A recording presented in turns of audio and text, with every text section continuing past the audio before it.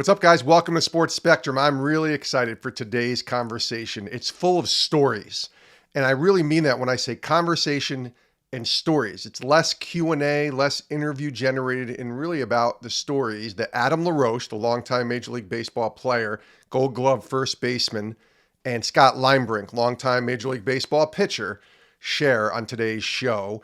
And it's really about the collaboration of serving, making it about other people, giving back, and doing great work with Water Mission. And Water Mission is a part of our family as great partners and sponsors.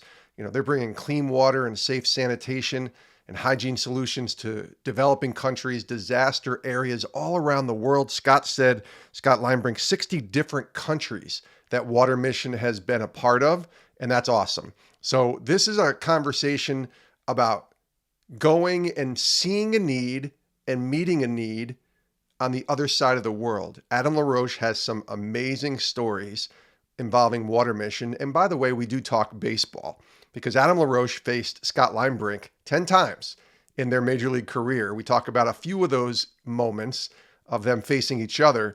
And then Adam shares an incredible story about Manny Ramirez, the longtime Boston Red Sox legend, Cleveland Indians legend. You're going to love this conversation. If you love baseball, this is for you. But even if you don't care about baseball and you just want to hear really great storytelling, Adam LaRoche, Scott Linebrink, right now on the podcast is the way to go. So let's get to our conversation. Let's hit the music and let's get to Adam LaRoche and Scott Linebrink here on Sports Spectrum.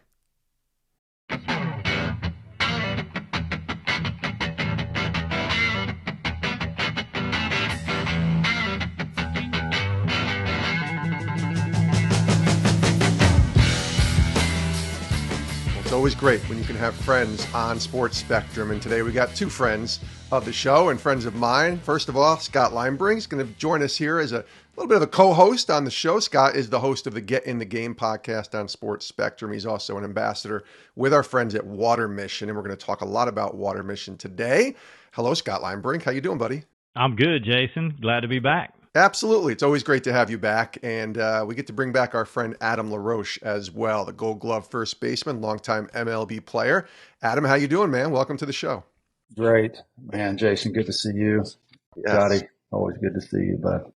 This is good. Yeah. I like this. So I figured we would start on a lighthearted note, and I want to go to August 17th, 2004. You guys are like, what is that? August 17th, 2004. Well, it's the 20-year anniversary of Adam LaRoche in the ninth inning for the Atlanta Braves coming in and facing Scott Linebrink for his second career, appearance against Scott.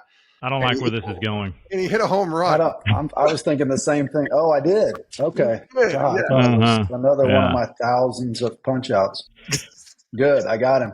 You got it. I'm curious on any memories you might have from that game, if at all. Sounds like you might have both forgotten about it. Was it in San Diego? I don't have that info. Yes, I believe it was. I think I remember this, and I think I remember, Roche coming in, and he had that kind of softball stance where he's just up there like standing straight up, and he doesn't even look like he's into the at bat. And then all of a sudden he's just going to ambush you. And I think that's exactly what happened. And he took a high fastball into the seats in right field. That's my memory. You remember that? Yeah. Really? We remember our failures. Probably more so than our successes. That's true. Do you have any memory of this, Adam, at all? Man, I don't. I gotta go back and lolook at it now. Well, you hit a lot of home runs in your career. Yeah. So I don't know about that, but my memory is just terrible. It's more speaking to my awful memory. What's really interesting, let me go there for a second. Because I'm guessing it went a long way, Scotty. Go. Oh, has it landed yet? If it got out at Petco Park, it was well hit. 20 years later, it's still oh, my God. Well, I think it's interesting because baseball players, even athletes, you mentioned it, Scott, they have memories. My wife will laugh sometimes. We'll be watching a documentary or watching, a show, and somebody will be recalling something that happened 25 years ago. And I'm kind of like that. I can remember where I was and what was going on. And it feels like most athletes, maybe not Adam LaRoche, but most athletes have this sort of keen memory. Maybe it's selective memory on specific moments. Like you're saying, Scott, you remember it probably was in San Diego. I think it was I don't want to say a blowout, but like an 11-5 type of game. where this home run was hit. It wasn't like a close game where Adam's homer tied the game in the ninth or something like that. I'm just curious on your guys' thoughts on like the You know what I remember, especially memories. from pitchers that are good friends of mine, are like the real subtle little wink they give you when you're walking to the plate, or like a little smirk, smile. You know what I mean? You don't want to be totally overt and not look professional, but they'll just kind of acknowledge each other. Yeah. You know, you fly out and you're round first, you're out running back by them, and a little subtle comment that they make, or that's the stuff I remember most with guys like Scott or the guy behind him on the wall, Wainwright. And some of those, stick out pretty clear to me, even though it's been quite a few years ago. Yeah, it's interesting to me, the things that I recall, and I've been retired now 12, 13 years, and like the date you mentioned was 20 years ago, and I remember it. It's interesting, the things that stick out like that, because, that wasn't like a pivotal home run necessarily, like in a tight ball game. It wasn't a playoff game. And certainly I have a lot of memories from those big moments too. But it's funny how the obscure memories kind of make their way into your mind and just, sit in these deep recesses. And sometimes I'll be out like mowing the lawn, and all of a sudden I'll think about something that happened 20 years ago on a baseball field. I'm like, why did I think of that right now? That's I think awesome. it's part of baseball being in our DNA. I don't know if you know this, Adam, but you were 3 for 10 in your career against Scott Linebrink, but also had 5 strikeouts. So Liney got him a few times too. Thank you for that. This is an equal opportunity conversation going on here. Yeah. Do you remember the game plan, Adam, if at all? 10 appearances, so that's only 10 times. I'm sure you faced up some other pitchers many more times than that. But was there a game plan when you knew Scott Linebrink was coming in the game and you were up to the plate? There was, and it was try to hit it as hard as I could. And I know that was a game plan because that's the only game plan I had against any pitcher I ever faced. Against any pitcher. There you go. So mine was, it was pretty simple game plan. I had a similar game plan whenever when I hit. I only had a handful of at-bats, but I thought, man, if I get a chance to hit, I am getting my money's worth. I would miss that bunt sign every time and take a hack. Swing hard just in case you hit it. That's right. Did you have a game plan as a pitcher, though, Scott? Like you knew LaRoche was coming up. Are you throwing differently or trying to pitch around him, or is that more the catcher's job to kind of guide you into how you attack him at the plate?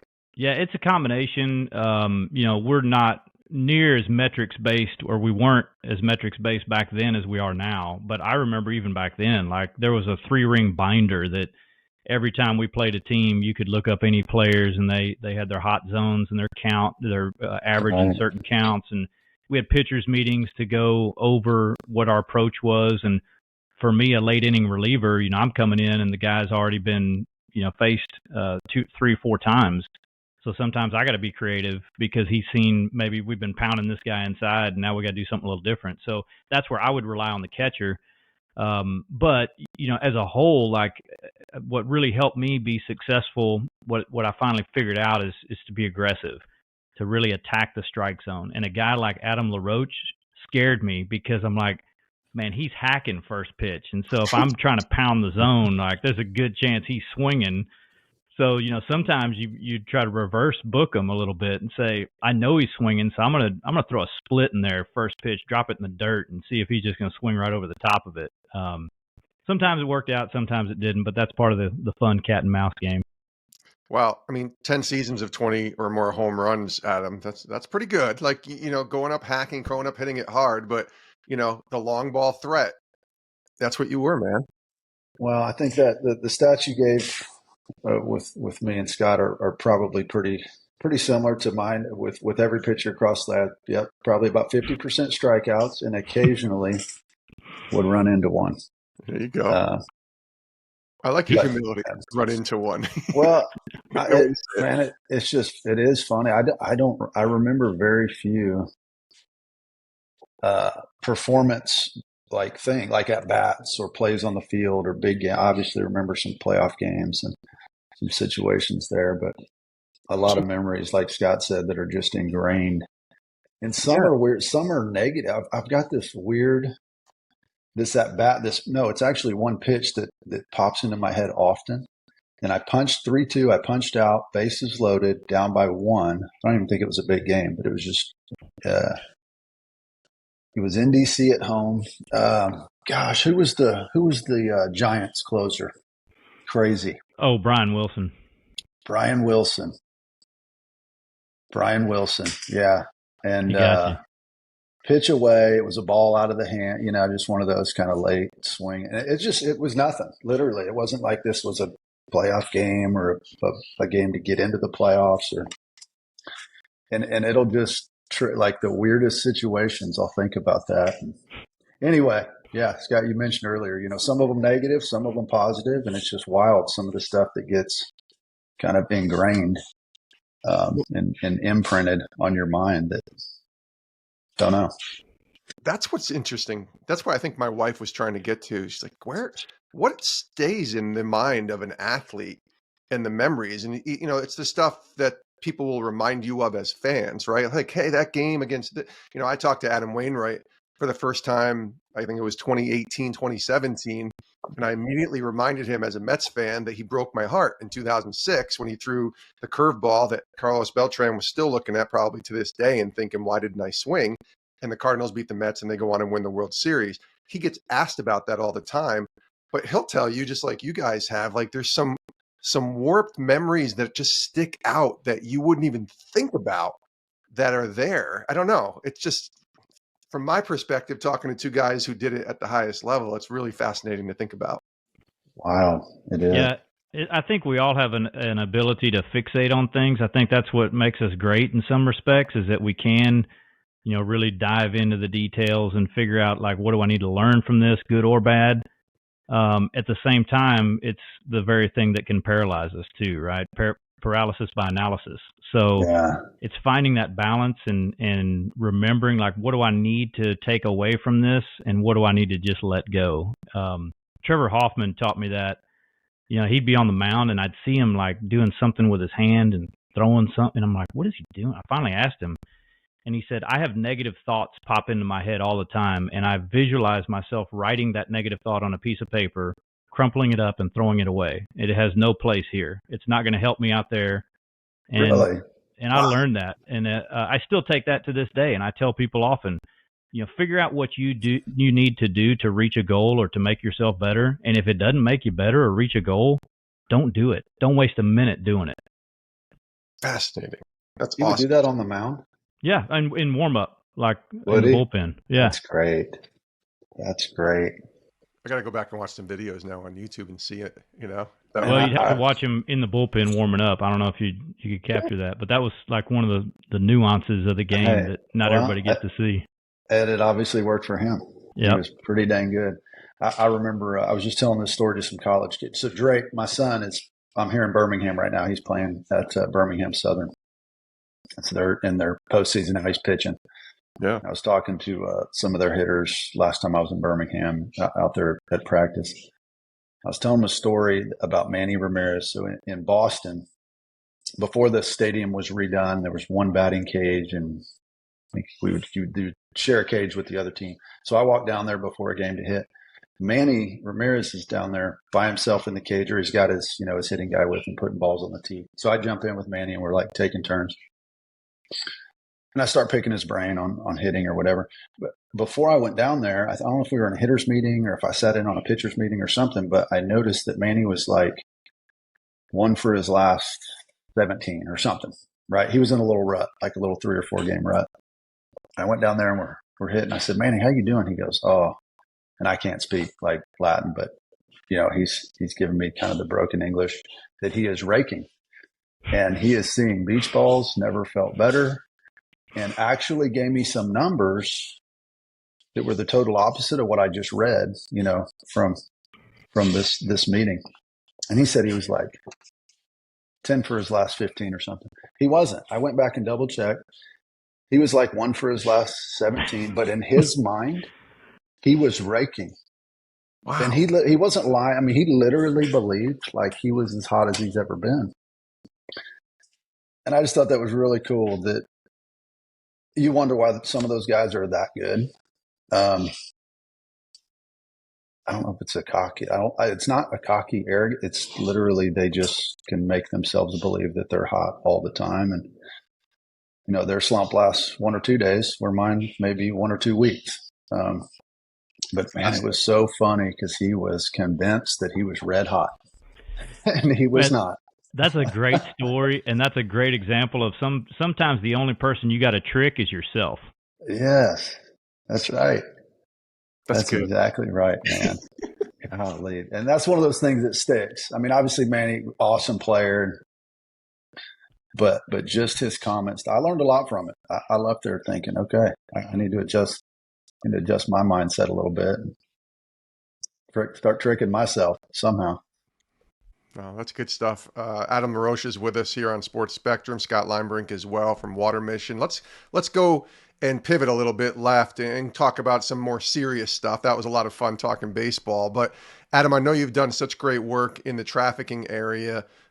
Share a little bit about what you've done right now, and then I want to definitely talk, and Scott will bring this into the connection that's come with Water Mission. But just give us a little background on the heart that God has placed in the burden, I guess, God has placed in your heart about trafficking and getting involved there. Yeah, that was a big reason why I left the game back in 2016. Not that I was a young pup back then, but I feel like I might have had another year or two left, and I was just really convicted. I took a trip overseas, did some counter human trafficking work, and it wrecked me. Came home, played another year, and just kind of started exploring this human trafficking issue more and more, and made it pretty easy to leave. And since then, started working a lot more with law enforcement. I do much less work overseas on the human trafficking side, and most of our work now is here in the U.S. And yeah, been very, very, there's not even a word for it. I guess life-changing since baseball ended. Baseball was awesome. Not near as rewarding, and I'm sure Scott can say the same thing, not near as rewarding as the work we get to do now, or fulfilling, or anything even close to what we got to do.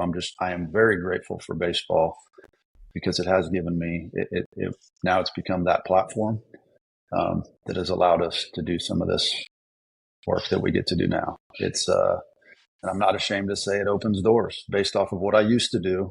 It opens doors to have meetings or to get in, and kind of figure out ways to affect this even more. So, yeah, it's been nonstop since then. It's been great.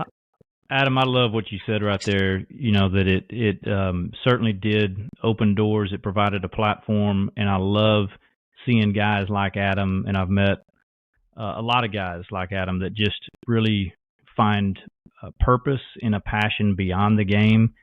And man, that is a dangerous combination when they put their full weight behind it, whether it be their financial weight, their social, their relationships that they've developed through the game, people that they know. I've talked to Adam about his trips to Washington, D.C. and going and meeting with some big-time lawmakers and federal officials and folks that can get stuff done. And I think they equally are impressed by, look, here's a baseball guy. Like, he made all the money in the world. He didn't need to do any of this. He could be out playing golf and going on vacation, but he's choosing to invest himself and his time and effort in a cause that he truly believes. And I think when people see that authenticity, it's inspiring, and it can create some true change. And I've seen Adam lead the way in that. Well, thank you. That's awesome. Buddy. Yeah. So I really want to hear your passion for trafficking, Adam, and then Scott, maybe you can even just pick up after I finish, Scott, about how is this connected with Water Mission? Because Water Mission is a great partner, and I love what they stand for about bringing safe water, clean water, safe sanitation, and hygiene solutions, developing countries, disaster areas. And that might be the segue into how this came about with Adam getting involved with Water Mission. So Scott, why don't you pick it up from there? Sure. Well, I learned a while back. If for a long time I didn't understand the link between trafficking, human trafficking, and lack of basic needs like water.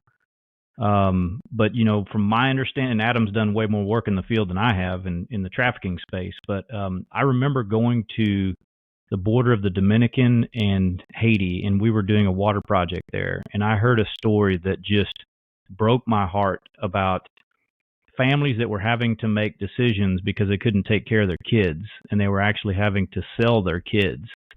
And they were selling them to some people that Adam works to combat against, people that are taking these kids and exploiting them for awful reasons. And I don't even feel comfortable talking about how these kids were being used in this particular situation, but suffice it to say, it was not good. And when I think about why these kids were in that situation in the first place, it was because they lacked access to basic needs, and water being one of those needs, shelter, food.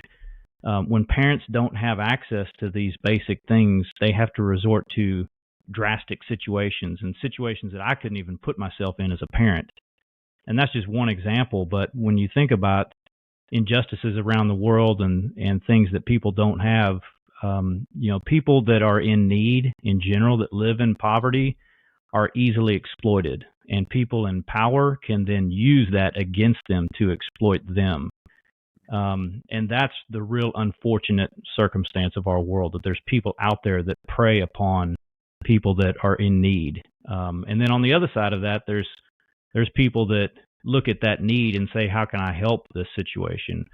And so by bringing water to people, we can actually take one step towards taking them out of a situation that might someday cause them to be vulnerable. And Adam loved water. Adam had been to Haiti before, and so I think, Adam, the first time you got involved was a project in Haiti. And then we've had opportunities to work since then, and most recently in Ukraine, which I know we're going to talk about here in a little bit. Yeah.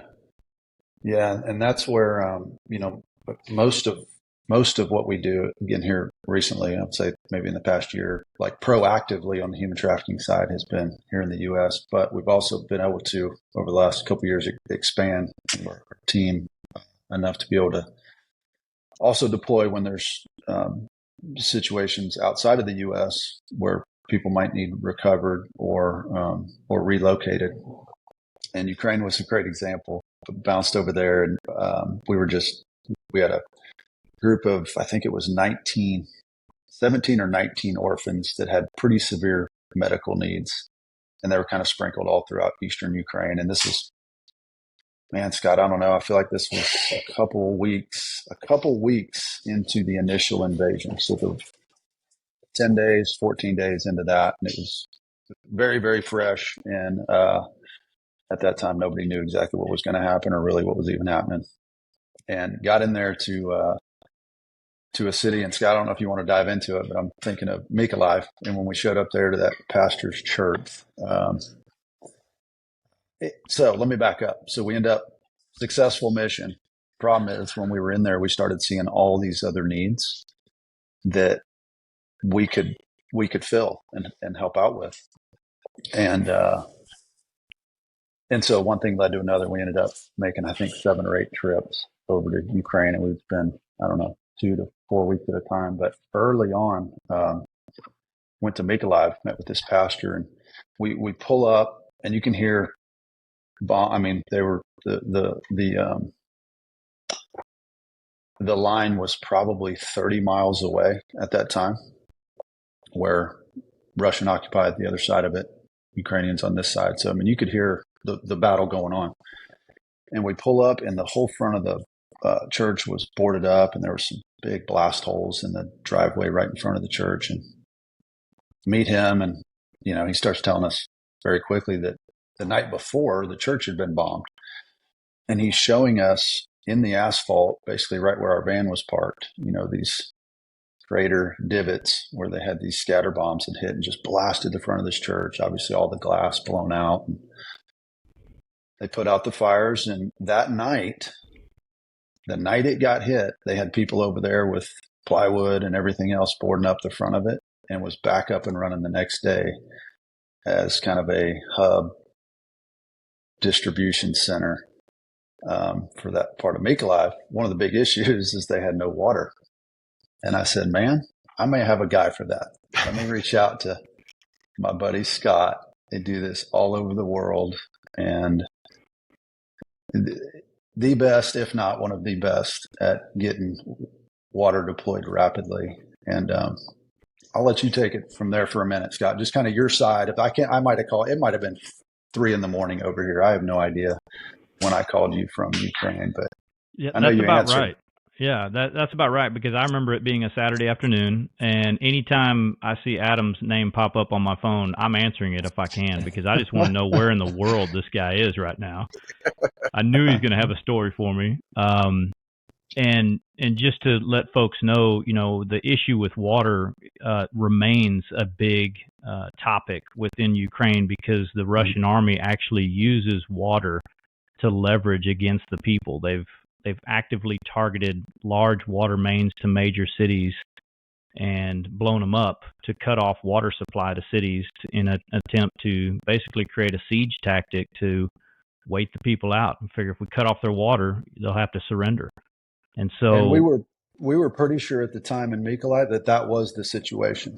When we kind of started digging into the water issue to help Scott and his team out, that's what we kind of learned, is that this was a strategic kind of targeted hit on water supply. Yeah. So we were already working, to establish spots on the ground. So, the fact that Adam calls me and says, I've got a connection here locally, I'm on the ground, that's a huge resource for us. And so I just asked Adam some basic questions about where he was at, the pastor that he was talking to, and then I back channel on my end with our disaster response team. Come to find out, the same guy that Adam is talking to, we are talking to, and having a conversation about how can we help this church and churches like him that are helping to provide basic needs. And basically we were looking for locations that we could bring our filtration systems in, hook up to a water supply, treat the water, and then create a spot where people could come with containers and fill up their containers and take them back to their homes.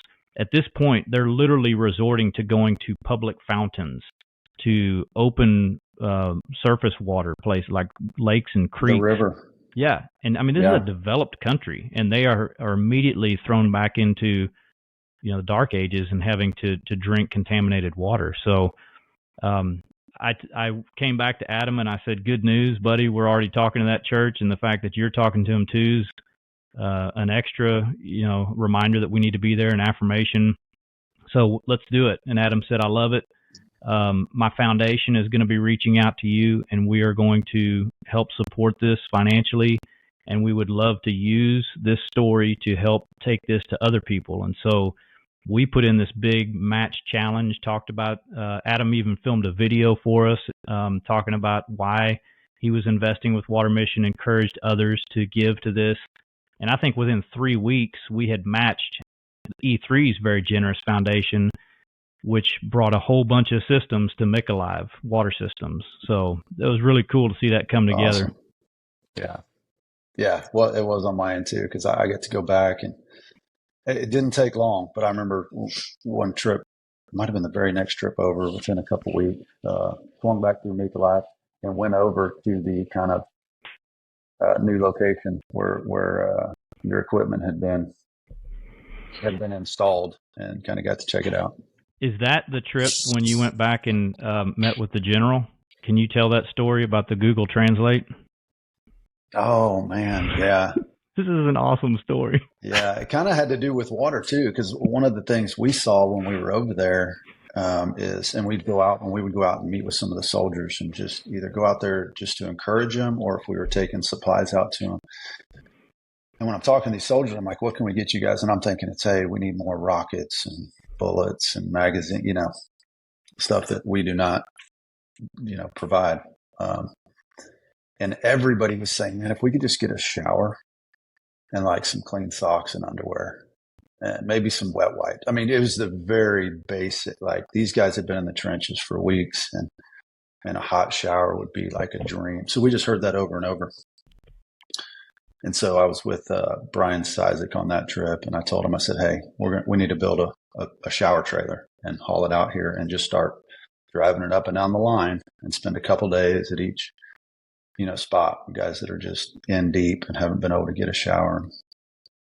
So we end up building the shower trailer, and we're launching it for the first time, deploying it out. Here, it's like going to be a 10-hour drive or something. We bought this old Dodge diesel truck over there that was big enough to haul this shower trailer. And it was a shower trailer. It had 5 bays, like 5 individual stalls. We put a washer and dryer in it. It had gravity flow water with a water container on top and hot water heaters, those Renai, like instant hot water. It was awesome. And so we hauled it out there, and we pull up to a spot where, it got to see high marsh. We're literally watching back incoming and outgoing. We are right on the line. And we pull up, and the commander of this small unit was really nervous because the shower trailer was huge. So he's got his guys immediately throwing netting and tarps and leave. They're trying to cover it up from the drones that are overhead. And you literally hear bombs going off everywhere. And we slid under this tent, and we're chatting with this guy, and we stayed with him we stayed there probably a couple hours, one showing him how to work the water trailer, and then just kind of hanging out and loving on the dudes and trying to encourage them. And on the way out, we're kind of circled up around our truck. We had unhitched the trailer, and we were telling them, hey, we'll come back in 3 or 4 days, and then we'll move it up the line. And he speaks no English, and he's got his 12 guys, again, small unit, around, and we're just in a circle out here on this dirt road. And so I typed in Google Translate. I said, now we will get out of your hair, or now we will get out of your way and drive to Mykolaiv. Actually, we were going from there to start the trek to go see Pastor Victor in Mykolaiv. And I handed it to him. So I've typed it out, and I read it, and I hand it to him. Or I just, I put it in his face. He's standing right next to me, and he gets this really weird look on his face. And again, I just met this guy 2 hours before that. And I look back and I read it. Now we will get out of your way and drive to Mykolaiv. And I show him again. And he just, and then I kind of look around, and all his men can tell that there's something going on because their commander has a very strange look on his face. And so I hit reverse, like show me how it translated. And it says, now we will kill you and drive to Mykolaiv.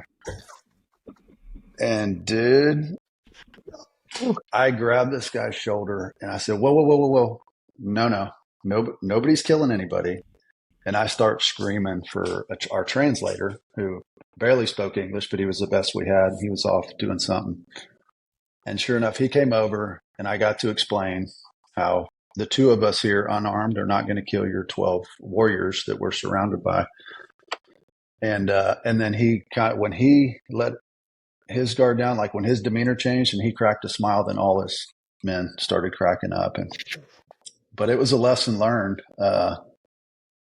Man, with all the bombs and everything else, that would be something to get smoked over a misunderstanding on Google Translate. Good grief. I have told that story so many times. I love that. Oh, man. Looking back, it's really funny. And, man, it's cool. He'll still text me. He's still out there. And that shower trailer has survived it. It has not got blown up yet. And it's literally still just getting bounced around. I can't imagine the condition it's in, but hopefully the boys are getting some warm showers out of it. Wow, that's amazing. I do want to follow up before we say goodbye. I want to be mindful of our time, Adam, but I want to ask you for two thoughts here. Number one, your faith in Christ, and how this really fuels all of this. Like everything you're doing, I think, stems from your faith. So share about that, and then also encourage those that are listening why it's important to get involved with a ministry like Water Mission and the great work that they're doing. Yeah. And I'll start with that. I think now there's a ton of organizations out there doing work. And I think there's a lot of people that want to be generous with their money and participate in things like this and these stories and being able to help out and serve whatever part you're interested in. If you're interested right there in your backyard, in your city, or, globally. I think a lot of them just don't know who to trust, don't know where the money's going, don't know who is actually doing what they say they're doing. And that's what makes it really easy for us to not only partner on projects with Water Mission, but also recommend it because we've got to know them over the years well enough to know that you're getting exactly what they say you're getting, and they're going to do exactly what they say they're going to do. And it's strictly about serving. And I love it. It's cool to see pretty good sized organization like Water Mission that has a lot of projects going on. That still operates with the urgency and the, I don't know, mindfulness of like, I'm guessing when you guys first started, Scott, of like, hey, let's just go get water to 20 people, whatever. Let's just get it there as fast as we can, as well as we can, and continue that. So I don't know how to explain it other than I trust them 1,000%. That's why anywhere we go, he's my first call when we run into a need. And then the work we have done over there, and Scott's exactly right.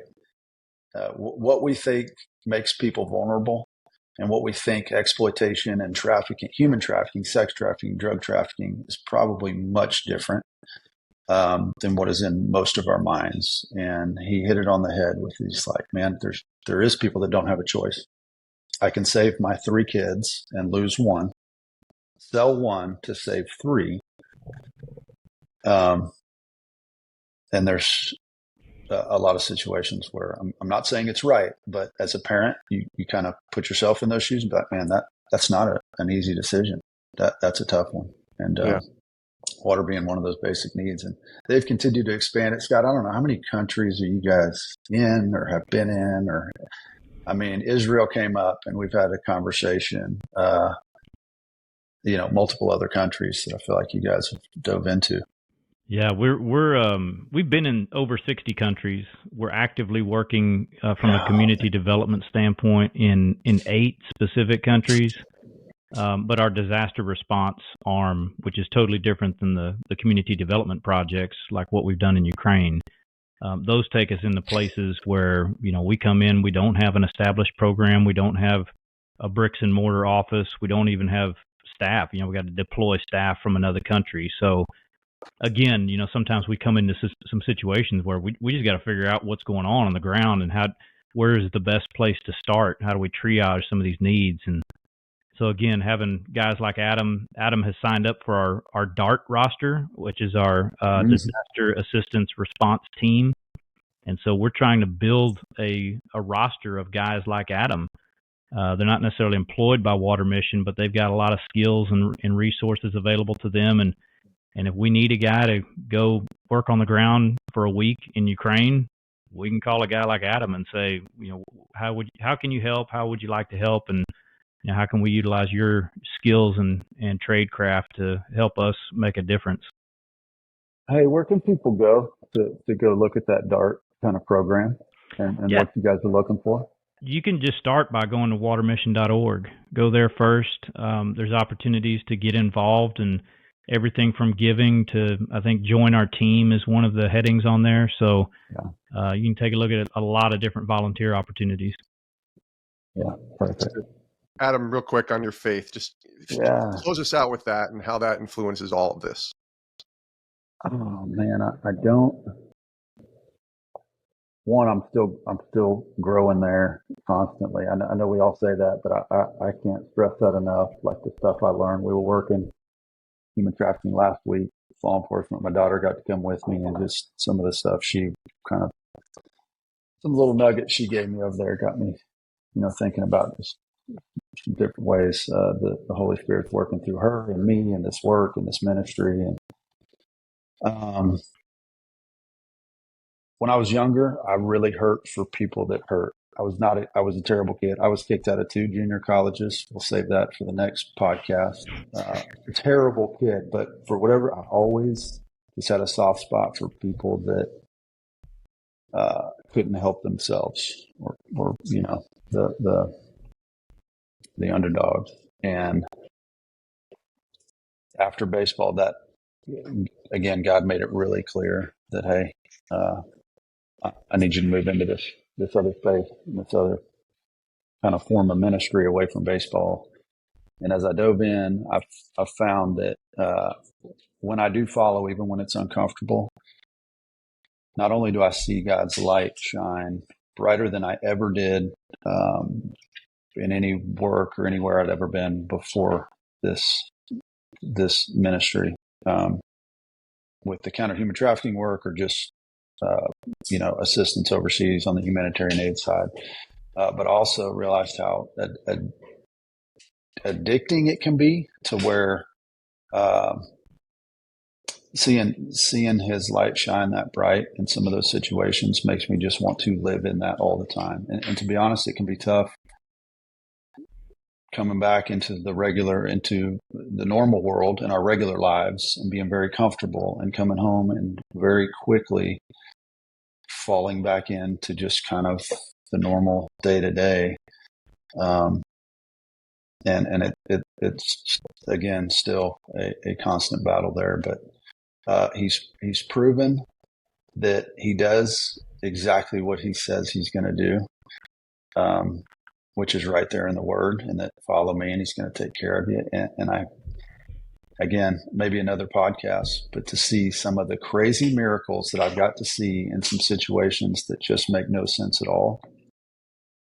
You can only chalk those up to coincidence so many times before you're like, man, God absolutely has his hand on the work that we're doing, on the people that I've met, like Scott, through the game, that, yeah, we're buddies back then and great dude, and, love fishing and hunting. And then now,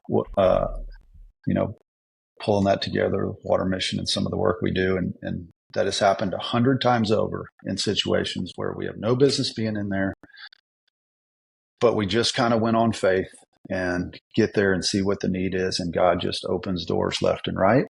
And then he closes doors in areas we don't need to be. And my challenge for everybody, I guess, on this is, if you're feeling that pull, don't look at what is the cost. Is the timing right? Is it dangerous? Am I qualified to do it? You name it. If you pursue it, you'll be amazed at the fulfillment that brings you, and then you'll also be amazed at what that continues to open up. And I think God gives us a little bit. We're faithful with it. He gives us a little more, and it may not be a bunch of money. It may not be a bunch of comfort and worldly things. It may not be great health, but it's going to be much more exciting than anything you would ever, line up and do on your own. And I've just got to see it, and I want to keep living in it. I hope I can do this until, for the next 20 years. Yeah. It would be a huge gift. I'll just close with this, and I'll say Adam and I might have had a funny story or two about facing each other on a Major League Baseball field, but we got way better stories now that we've been engaged in God's kingdom and ministry together. That's right. And it's more fulfilling, like you guys both said, which is just awesome to think about. Watermission.org is the website, as Scott mentioned, to go and check out and to learn more and to get involved. And I just appreciate both you guys, Scott Linebrink, Adam LaRoche. Thanks so much for doing this, and God bless you both. Thanks, Jason. Thank you. Thanks, Adam. Love y'all. Yeah, buddy. Good to see you guys. And many thanks to Adam LaRoche and to Scott Linebrink for joining us here today on Sports Spectrum.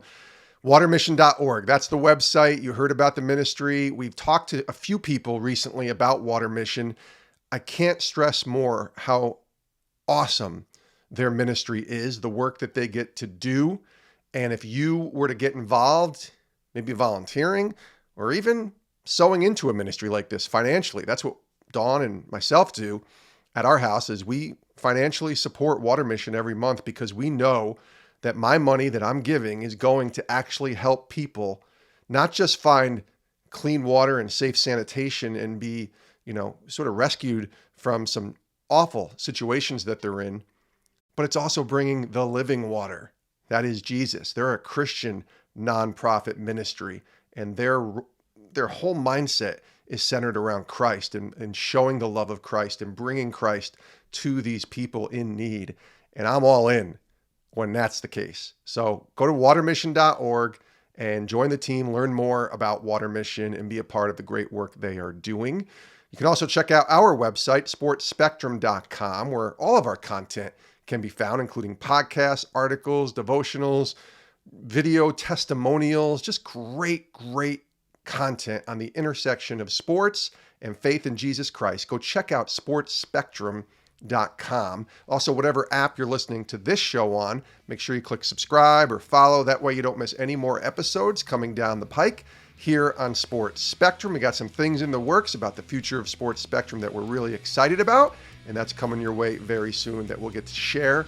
But again, go to the website, sportspectrum.com, and then just tell someone about this conversation or the work that we're doing and being able to share the gospel in the world of sports. So thank you so much for listening. Thanks so much for what you do to support Sports Spectrum. We do love you guys and appreciate you, and we hope you'll join us next time for another conversation right here on Sports Spectrum. Hey, thanks for watching Sports Spectrum here on YouTube. You can click our next video, or you can check out our website, sportspectrum.com.